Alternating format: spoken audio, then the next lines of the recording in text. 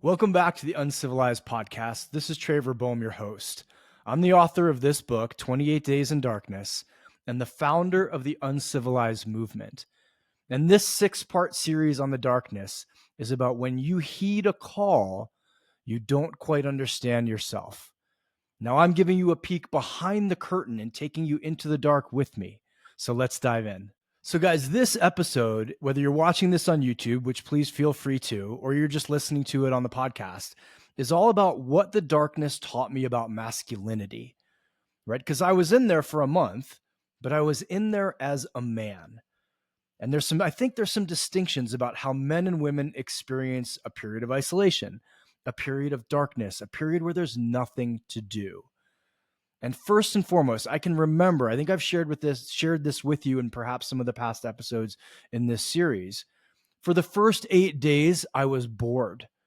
I shadowboxed, I did push-ups, I did burpees, I did sit-ups, I meditated. Like I ran through the normal checklist that I would have to keep my male self occupied. Because I have been trained from birth to be a doer, not a feeler, not a thinker, not a beer, but a doer. And particularly in my family, like doing was rewarded. I would get like gifts and figurines for winning swim meets or for winning swim races or for scoring soccer goals. So like I was rewarded for being a doer. Now, how many of you men can relate? Like your value, society tells us our value is only in what we can produce. Now, in this first series, when I was in there for a month, for 28 days, there was literally nothing to do. I could not externalize anything. And as a writer, as an entrepreneur, as a person who wants to penetrate the world and change society and change culture, this was oftentimes infuriating. And what I had to do, I remember once like writing this whole email series in my head. And I was like, okay, what do I fucking do with this now? Like I can't email, I can't write, I don't have any devices in here. It's just in my head. And I had to literally lay on my back and go, you know what you have to do today about this or with this particular set of content? Nothing. You can literally do nothing. And for some of you listening to this, you're like, wow, how boring, dude. Why would you do that to yourself? I didn't do it on purpose. Like I didn't think that one of the trainings I would get, one of the benefits I would get was actually learning to sit still way beyond the capacity that I already had. Now, I say this as a chronic meditator. I say this as someone who had done 12-hour meditation days at Upaya Zen Center leading up to the going into the dark as training, as preparation, right? 12 one-hour sessions back to back to back to back with a lunch break where you couldn't talk, you couldn't speak, you couldn't like make eye contact with people. So I was pretty trained at how to sit still, and yet still this broke me as a doer. And what it instilled in me and perhaps grew out of me was the benefit and the beauty of actually doing nothing. Now, I do a lot, right? I've written 3 books. I have a men's movement. I'm an athlete. I'm a jiu-jitsu guy. I'm a surfer. I like to fly around the world. I like to give talks. I love to coach. I love to create courses. I'm a creator and a builder. And yet I'm far more comfortable now. Like I'm recording this on a day in Colorado when it's snowing out. And for the afternoon, I'm not going to do shit. I'm recording this right now. I'm probably going to lie on the couch and stare at the ceiling, maybe listen to a podcast, maybe hang with Sage, my dog. But the idea that I constantly, from sun up till sundown, had to be doing something. I had this motor that I couldn't fucking turn off that now I can turn off. So as a man, one of the huge benefits of being in the dark was surrendering to the times when I had to just gestate, marinate, like let myself be still. So if you're a man listening to this, take heed of that. There's probably a part of you that isn't comfortable doing nothing.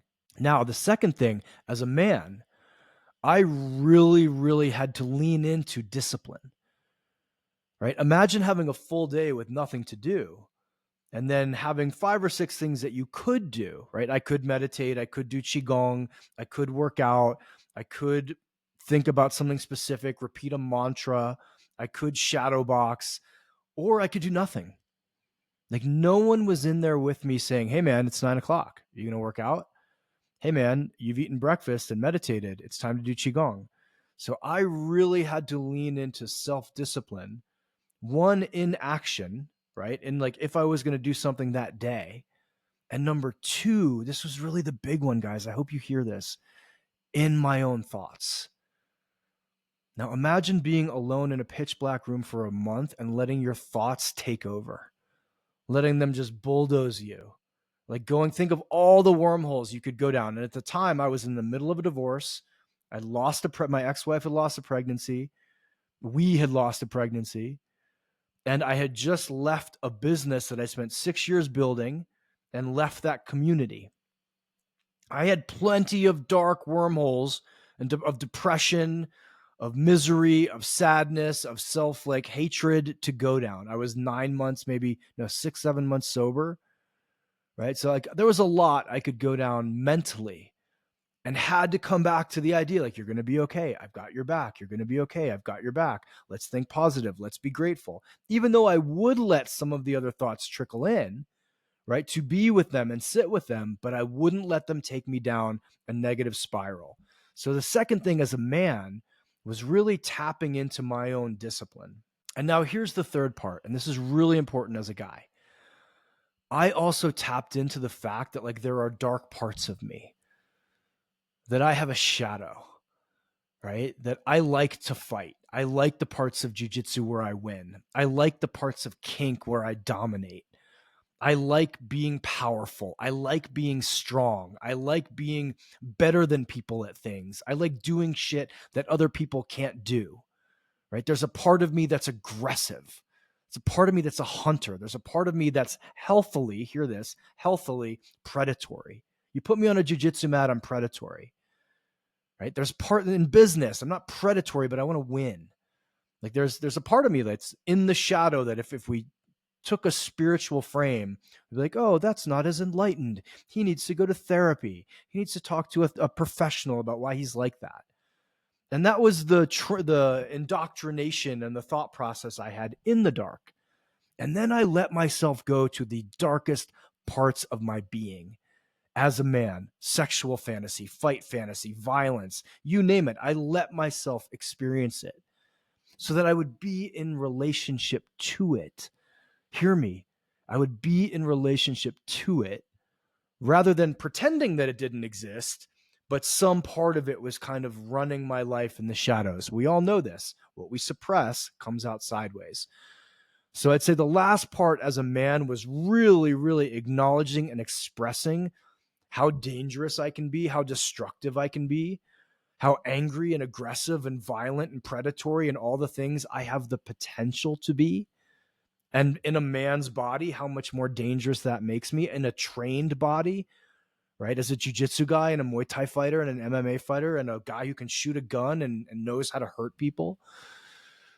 I really, really sat with that demon and befriended it.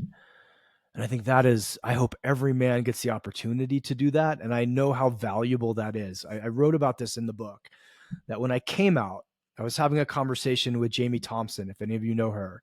She and I were on a hike, and I was telling her this part. I was like, man, I looked at the deepest, darkest parts of myself, and I would let those fantasies run, and I wouldn't try to stop them, and I wouldn't try to guilt myself, and I wouldn't try to shame myself. And she and I were on a hike here in Colorado, and she turned around and she looked right at me and said, that's why I can trust you. Because I know you've put your hand on your own darkness rather than running from it. Now, hearing that reflection from her, right, made it crystallize in my body that the work I had done in there was really, really valuable. And I hope it is for you as well listening to this. Lastly, and I know this is a dirty word, right? I wrote about it again in the book. Learning to surrender as a man. Just learning to surrender. I'm not in control of the universe. I don't have God's job. I can't control I can't control most things about my life. And having a month where I could control nothing, Couldn't control what I ate, couldn't control when I slept, couldn't control a lot of my thoughts, couldn't control when I was emotional. There was nothing to do all day, so I couldn't set my day up in a way that benefited me. Just literally lying back and saying, okay, whatever this experience is going to be for me, I will lean into it and I will accept it. Whether I cry today, whether I laugh today, whether today's long, whether my food doesn't show up, whether it does show up and I don't like it, I will fully surrender to whatever the totality of this experience is supposed to be. I will let it be. Now, I'd love to tell you that I came out and that's how I live the rest of my life. But no, I've come back and, this is years ago. And there were times when I'd get frustrated and wish things were different. But I'll also tell you, I've missed flights. I've sat in airports. I've been in the DMV. I've gone on dates and was told they're not interested in me. I've had people shit on my writing and shit on my work and call me names. And I just now have an opportunity to go, okay, so be it. Like this book, which you're reading, right? Or you're knowing about 28 Days in Darkness, has been delayed 3 times. It was supposed to come out in February. It's now coming out in August. Like I leaned into whenever that date got changed, I'd be like, oh, okay, so be it. I've surrendered to bigger things, so I can surrender to this. So that was my experience in the darkness as a man specifically and how it affected my masculinity.